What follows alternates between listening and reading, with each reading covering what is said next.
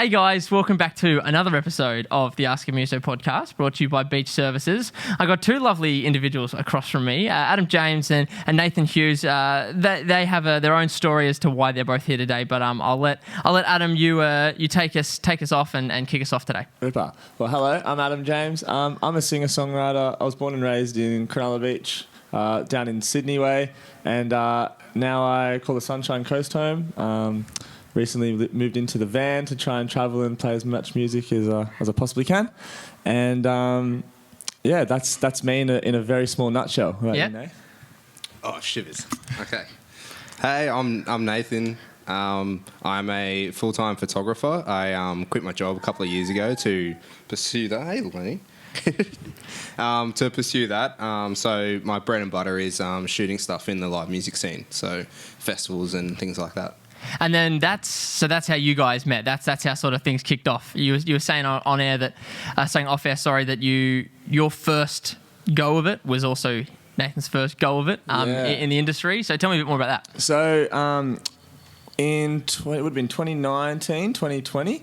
We were living in Townsville. Nathan was in the army, and I was studying to be a marine scientist. So obviously that didn't go to plan, but still, nonetheless, I was trying to study my very, very best, and I picked up a guitar and I found a passion in learning music. I learned 4 chords, and with those chords, basically just played them to death. Pretty much just translated them to every song I could possibly think of, and played those 4 chords for about a year. And there was a cafe that I was working at the time called Hoi Polloi, owned by Colleen up there. She's lovely, and that cafe is amazing, still going. So if you're ever in Townsville, check out Hoi Polloi. Best coffee in town. But I was working there as a barista, and I asked Colleen if I could maybe play a little set. Have a strum, yeah. She'd heard me. I used to go to the cafe and practice because I knew that there'd be when it was closed, because there'd be no one there. And my housemates, I was very nervous. Yeah, so you could keep it as this little secret. Yeah, keep it just to myself. And so she'd heard me playing. She knew I was shit house. And so Like that she's open to that. She knew I was shit house, man. Oh, it was so bad. And she was like, oh, yeah.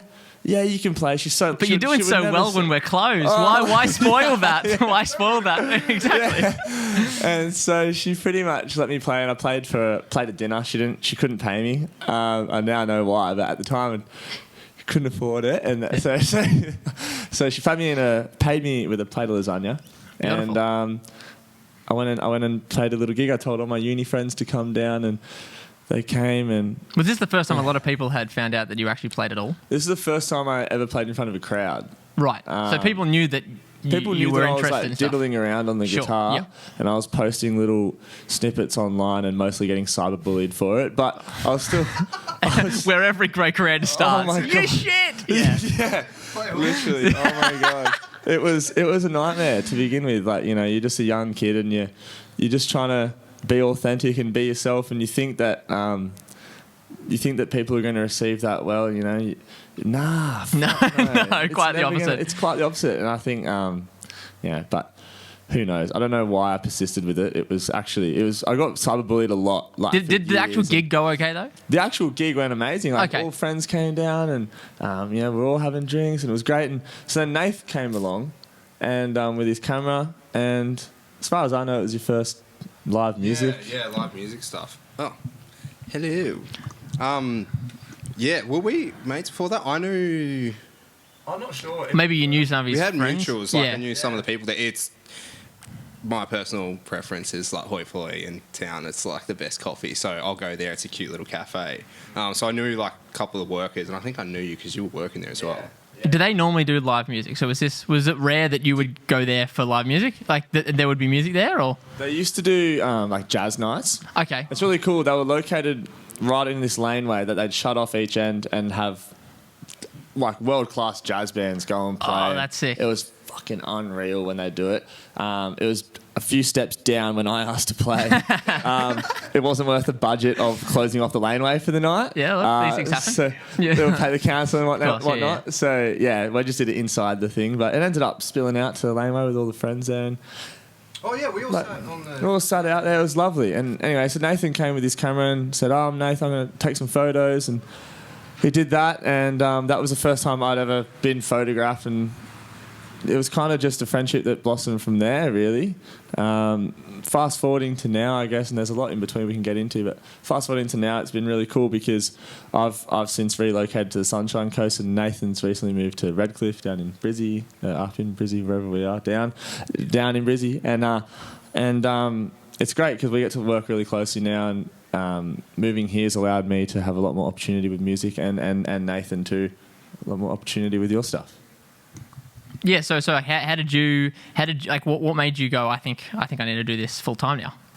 I think Townsville kind of did that to me. So there's like a pretty small scene. They run a lot of good festivals. They get a lot of big names up there, but they're kind of few and far between. So I started doing all of those and just shooting at the local place, similar to what Soul Bar is to here. Otherwise, well, shout out. Yeah, so I was working alongside some of the bands there. So late November, and then obviously Adam started and Tilly and that, and I was working alongside all the people there, and then I just kind of hit a point where I'm like, I need to pursue like this a little bit further with my professional development, and Brizzy's like a really good hub for that. Yeah, and so you were just like, I'm going to have to make the leap. Yeah. So that's when I was just like, no, I think I'm going to quit my job. And I just like bought all my equipment. In my final year, I just like saved up a lot of money, bought, upgraded my car, bought all my equipment outright and everything, and saved up a bit of cash. So I've got a little, nest egg, if things don't pan out. But then I just took the leap and I just moved down here. And I think one of my first gigs down here was Caloundra Music Fest. Yeah. Okay, yeah. And which year would that have been? That was just last year. Oh, okay, yeah. So I just I've like met a few people like Jesse and Jacinta and Jason Hanna and that, and so I kind of just reached out to anyone I knew down here, and I was like, hey, I'll just shoot a couple of sets on that weekend. And I just like met a few people and just been networking and introducing myself around the scene here, and that's been really cool. Yeah, well, you've both been extremely busy. Like, Adam, you're touring and stuff like that. You've been everywhere, all around the world and beyond. In the van, we referenced your little four-legged friend before. I'm sure he's seen the whole entire world 65 times over now. Tell me a little bit about like the touring and how that's all sort of it's been so surreal. I went through I never once in my life thought I was going to do music. I definitely do it not for the money, but because I just love it. I'd still do music if no one listened, and the fact that I can get paid, to be blunt, the fact I can get paid to do it is just something that blows my mind every day, and I feel very, very lucky to be able to do that. That's for sure. I think the tour was amazing. So basically, how that all came to fruition was I played at a festival 2022 called Buskers by the Lake. And that's that. I was lucky enough to be a finalist in the Battle of the Buskers, and that's where I met Tyson and Loz from Sunday Lemonade. Of course, yeah. And they were all over everything, from Buskers by the Lake, because of if anyone's seen it, their very unique setup, like the upright drum kit sort of thing, the duo act, very high energy. Yeah, super high energy, and they're just two of the loveliest people I've ever met in my life. They're just amazing, and not only like friends of mine, like a couple of my best friends now, but also just mentors, people I look up to them so much.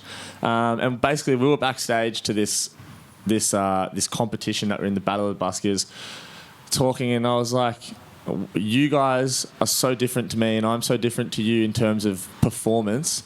How the fuck are we meant to compete against each other? That's not even a thing. Yeah. And there was another girl who was competing, who's become a really good friend, Tanya George. She was on The Voice, but she's a vocal loopist. She doesn't even play an instrument when she performs. She just loops her vocals, which is amazing. That is crazy. It's amazing. But how is an indie folk artist and a pop folk duo and this girl all meant to compete with each other? Like, it doesn't even make sense. So we were backstage and we were kind of like, hey, let's just not worry about this and just have a good time and see what comes of it in terms of us. And we're like, yeah, sweet. I like that. And so it wasn't for a couple of days later, I organised a very small last-minute show with myself, Sunday Lemonade, and Tyler Hamill from Nana's Pie. Yep. And we did a little show in the front bar at Soul Bar. And it went amazing, and the chemistry between all of us, but particularly myself and Sunday Lemonade, we just all got along so well. And we're kind of Tyson said to us, hey, we're going to go on tour next year. Do you want to come? And I was like, yeah, sure, whatever. Yeah, sure, be a bit of fun. If that happens, great. Yeah. If that happens, yes, Yeah. I'm definitely keen, but like I'm not gonna get the calendar out just yet. Yeah, exactly. And so it was like, yeah, okay. Anyway, so a few months go by, we're chatting, we're maintaining a very good friendship, and one day Tyson just calls me. He's like, hey, so we're actually going to go on tour. Like, do you want to support us? And I was like, for which show? And he's like, all of them. The WA, like, we're going. And I was like, get fucked. Like, all right, yeah. Sweet, let's go. This just got really real, and I love it. Yeah, I couldn't believe it. So I was like, yeah, I'm in. Like, I'm all in, absolutely. And you're already vanned up, but so you were already able to do it. Yeah, exactly. There was nothing really stopping me. I had a little cafe job, which I quit that in a second. So I'm going to make one call just real quick, and I just, I'm free now. I'm absolutely free now. Exactly. Yep. And so then I organised my own shows down the East Coast. We did a lot of little surfy towns like North Coast, New South Wales, and stuff like that. And they were great. The reception, I knew that there was some people that listened to my music along the way, like in drips and drabs, but every single show was really, really great. People turned up, and I don't know. I just don't understand of all the people that. All the artists that people can remember the lyrics, like people come to my shows and listen and sing my words, and I'm like, why are you doing that? Like, like, how'd you do that? Dude, go listen to Sticky Fingers or something. Like, why listen to me? I don't know. There's so many other artists. Like, I know it's the most humbling part when people are singing the words back to you. That's definitely insane. The most humbling part. Yeah, I realize how lucky I am to have that, and it's just amazing. So, anyways, we did that, and then me and Sunday Lemonade, we linked up in a small town, which I can't remember the name of, in the middle of Victoria, just near the border of Victoria and South Australia. Yep. Woke up in that morning and basically just boosted across the Nullarbor as fast as we could. And wild. Got to Esperance and played, I think we played like maybe 40 shows together. Yeah. We did a lot around WA.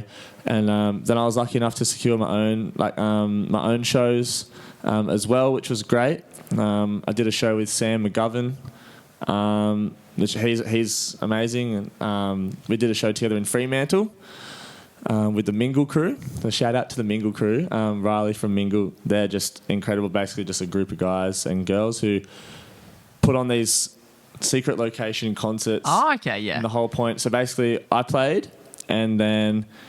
But after I played, everyone got up and we did like a mingle activity where everyone had to like get to know each other. Okay, so that's where that comes from. It's all about community and connection, and it was amazing to be a part of. It was really cool. I made a lot of good friends, and everyone there left with 50 new friends. It was amazing.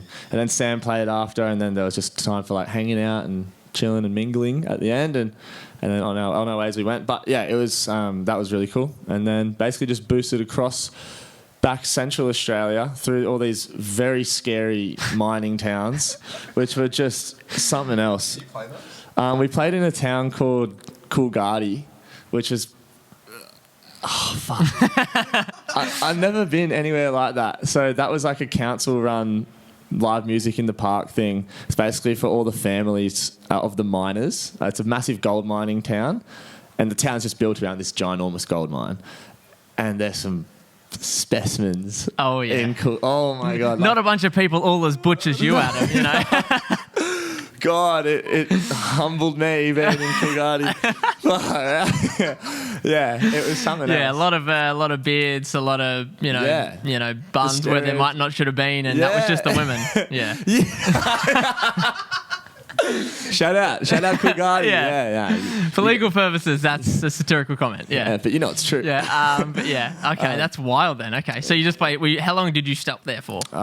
We were there for 3 days. Yep. It was you find your little secret parking away from everyone's spots, and your little nook. You're relatively safe. Yep. But no, it's fine. And then came back to Sunny Coast and finished it all off at Soul Bar.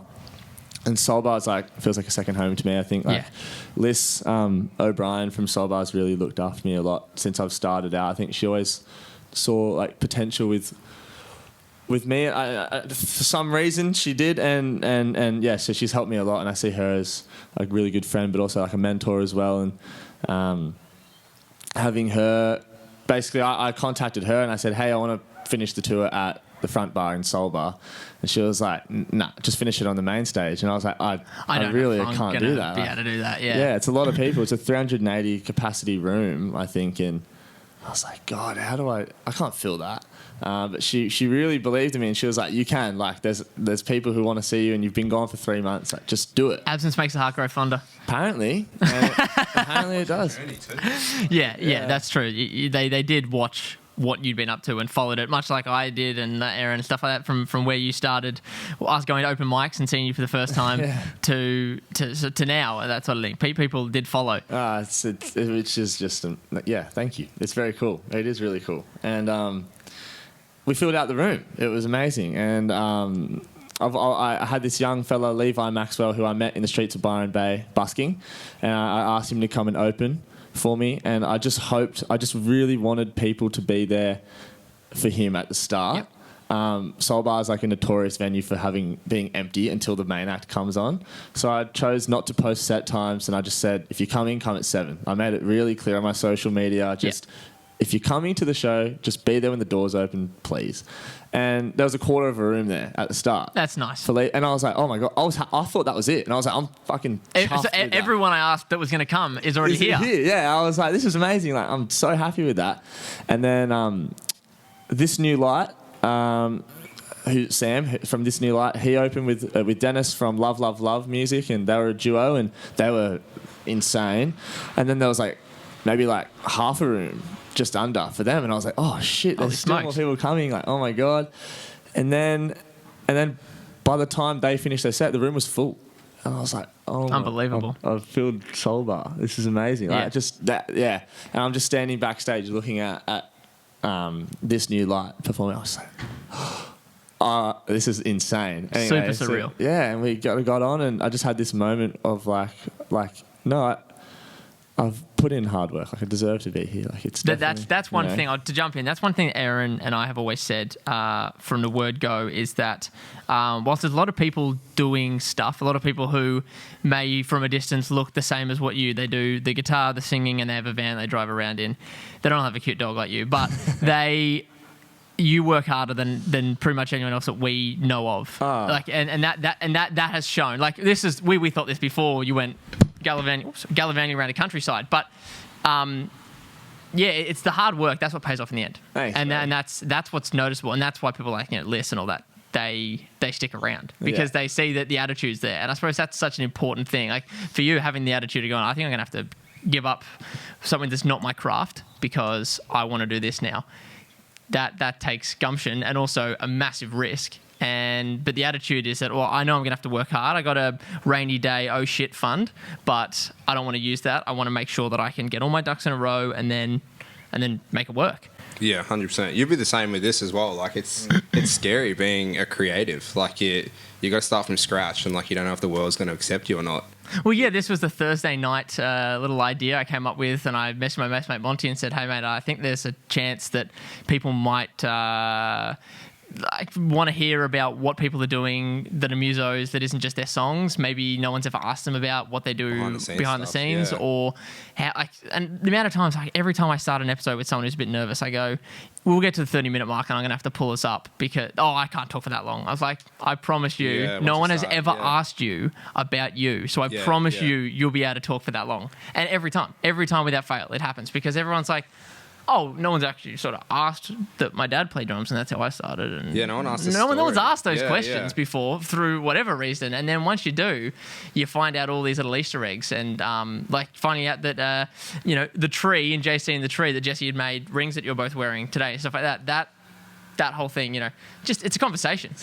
You guys matching with your twins, We took a photo of it last night. Oh, beautiful! The bar we're at, Oh, that's cute. That's nice. No, so you totally get that authenticity from people like yourselves, and that's why I love doing this. Is because you get people who work hard and that are keen and that follow up. And when I hit you up, you were probably driving across another bore and you're like, no, now's not the time. And I knew that now wasn't the time, but then we still made it happen because you're like, I want to do this. This is something I want to do. And I wanted to ask the questions because I knew that people, just like you were unsure whether or not people would come to Soul Bar. Once I saw the room was full on your stories alone, I was like, well, I know that people are going to want to know the answers to the questions I'm going to ask you as well, Thanks, bro. It's really nice of you, man. Thanks so much for having me. No, it's a pleasure. Well, one thing is I was playing a gig on that night because otherwise Aaron and I definitely would have been there because it looked like an absolute hoot. But I got to ask the big question. What do you reckon is sort of next for you? Like, I'm wearing your merch and I know that's almost on the end of the run. You've almost like run out of that from all your time. Well, yeah, we actually sold out the first batch in WA when we were over there. So I had to go get an emergency restock. I found this legend on Gumtree who does it out of his backyard. It barely spoke a wink of English. Croatian fella, can't remember his name. Absolute G, total legend. I'm just trying to like talk to him like, hey man, like really need a t-shirts. He's like, you want t-shirt? Okay. I'm like, yeah, bro. Like, here's we're really teetering on that cultural appropriation line. Lucky Nathan's here to mediate. What accent that was? Oh, he was such a legend. Okay. He was such a legend. Okay, you like a t-shirt. That's that was my Borat impression. That's why Adam plays music. Yeah, look. Stick to my fucking day job. Yeah. He is to accents what he was to marine science. Yeah. He should stop doing it. It's true. I should just stop. But anyway. But yes, Croatian fella. We were both getting like almost like we both wanted to help each other out in this phone call so bad, but he couldn't understand me and I couldn't understand him. And I'm forever wondering like, how do you run a business in Australia? But he does it and he does an amazing job and he done 50 shirts for me overnight and I went the next day, picked him up, paid the man and off we went and it was insane. So now we've got like 5 shirts left, which has been really cool. There's people all over Australia wearing my name on their bodies. Like, and you look great. So thank you. And I have a t-shirt as well. Yeah. You fucker. Yeah, so it's been really cool. Yeah, no, that I suppose in line with the singing the lyrics back, having, someone wear the brand. Like I just more on t-shirts way back when and stuff like that, and I know that's pretty cool when you get someone who's like, I'd like that. I would absolutely like that. One of those. I'm glad I got one now that I got one of the first batch before you went away because I was like, holy smokes, I might not be able to get it otherwise. So, definitely if there is any left by the time that this comes out, that someone finds you at a local watering hole or when you're busting out the front of Roxy in Byron Bay and snags one of the remaining few. Yeah, hell yeah. But in terms of what's next, I don't know. I really don't think I try not to think too much because I don't know. Well, I do know. I say that and I've got this whole fucking year planned out with tours and stuff actually now that I think of it. But yeah, but bigger picture, what does Adam James look like in 1 year's time? It's not so much that. It's more like I want to have a plan of things because I want to be organised. Doesn't necessarily mean you have to have a bigger picture thing right off the bat. But in terms of like grand scheme of things, I just and I don't care if one person listens to my music. Like even if it's just my mum, I think like that's wild. Oh my god, like it's so cool. Like I just do it because I genuinely from the bottom of my heart I just do it because I fucking love it, and the fact that I can not work and do it is just a huge bonus, which I think is amazing. So in terms of the grand scheme of things, if it keeps going the way it's going, then like who knows? But it's going in a very good direction at the moment, and I'm stoked. But in terms of like upcoming stuff, this August, in June, got a little show in Coolum. We're going to do like an unplugged show. 35 capacity, real intimate one. Tickets went on sale for that yesterday. This will be released in the future. But 4th of June, if there's still tickets available, head to my bio. Yeah, babe, they'll be sold out by then. Yeah. They'll be sold out. They'll be sold out by now. Yeah.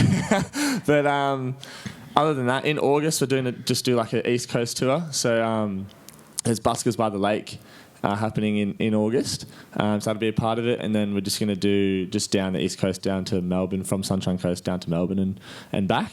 Cool. And then later in the year, come November, it'll be a North Queensland tour. We've got Early Beach Music Festival happening up north, which is exciting. And a bunch of regional North Queensland shows. And then early next year, going to do the national tour again. Awesome. Yeah. Awesome. Well, to wrap things up then, tell the lovely people, where can they find you both? Like you start, Adam, like where can the lovely people find you and spin your stuff and hit us up? My Instagram is adamjames.music and my Spotify is Adam-James. There's a lot of Adam Jameses out there. I'm the only one that's hyphenated. So, excellent, okay. Yeah, that's me. And what about the other one? The other one. There's another one on the sunny coast. I did see that Saltwater Eco tour was one of the days because Aaron and I got bought that for Christmas from Mum and Dad, and we were like, oh, we're going to go. Oh. Yeah. Adam's in Western Australia. So there's another He's Adam coming James. back just to play on a boat. And I was like, hey, like, are you sure? Yeah. There's another fella, and I don't know where you're at, but they keep tagging me in your things. And so... Any promotion is good promotion. yeah. Thank you. But Nathan, where can the people find you? If you just find his earlier photos, I would like if there was a copy of that photo of that first gig. yeah, I actually found some videos. Remember that one you did in the little room there with the fairy lights? I found those videos literally the other day. It came up on my OneDrive stories. I would love I've got it that. on my phone, I I'll would show you, love yeah. that to put in here, and I would also love something from like Soul pretty Bar or sketch. something like that That was that I before can I had a camera. that I can put in. Oh, okay, Yeah, it was gorgeous. like on my phone. It was just like A little bit on of a 8-bit tripod. media, and Yeah. then some of the later stuff. I'd like to put that in there as well as any photos and paraphernalia that I can dot through the episode because We've got some good photos from open mic. There's one of us with our toes together. Yeah, like someone was playing and we're just like, interlocked. Yeah, I hadn't seen him in a couple of months. It was, Yeah. it was Look, emotional. I'm not judging. Yeah. He's got to make money. We took Exactly. photos of it. Yeah. You I only, don't think it. you only get his Croatian friend Yeah, otherwise. so you can find me on Grindr. Yeah. and that at _Nathan_Hughes on yeah. FijiandFeet.com. Yeah. NHughes_photography. Yeah, I'm around. Yeah, you're around doing lots of stuff at the moment, All and the things, it's yeah. exciting to see the stuff, like physically see the stuff you're snapping and traveling around and doing festival stuff, and it's cool to be able to support homegrown talent. Killing it here and abroad. So it's nice to get together with both of you and have a chin wag because you guys have got a really good story individually as well as together. So it was nice to catch up with the three of you. Yes. Anything to add, Lenny? He doesn't talk much. No, he gets a bit nervous. That's fair enough. Yeah, exactly. No, thanks so much for having us, man. It was my absolute pleasure. Well, after a brief little technical interlude there, this is the last episode of Season 3, and it's been awesome to get together with a bunch of local legends as well as people sort of, interstate and abroad. And I love doing this because I love hearing the stories of what, people like Adam and Nathan and stuff are doing. So make sure you catch up and contribute through all the episodes from Season 1 all the way to this one. And if you made it this long, I really appreciate everyone sort of watching and engaging and sharing it and finding out maybe their next favourite artist. So until next season, I'll see you later. Ciao.